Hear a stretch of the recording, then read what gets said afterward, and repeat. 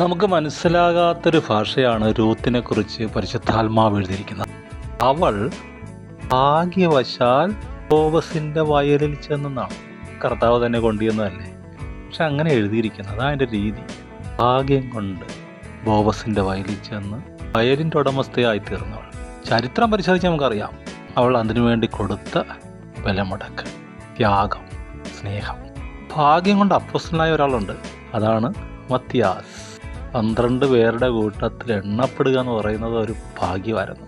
യോഹന്നാൻ്റെ സ്നാനം തൊട്ട് അവസാനം വരെ കൂടെ നടന്നാണ്. പക്ഷെ ചിത്രത്തിലൊന്നുമില്ല, ഈ 2 പേരെ വിടുമ്പോഴൊന്നും ഇയാളില്ല, പക്ഷെ കൂടെ ഉണ്ടായിരുന്നു.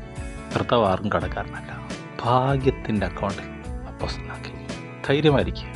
നിങ്ങൾ സഭയിലാണോ? കർത്താവിൻ്റെ കൂടെ നടക്കുകയാണോ? പ്രാർത്ഥിക്കുകയാണോ? ബൈബിൾ വായിക്കുകയാണോ? ധൈര്യമായിരിക്കുക. ഭാഗ്യം നിങ്ങളെ തേടി വരും.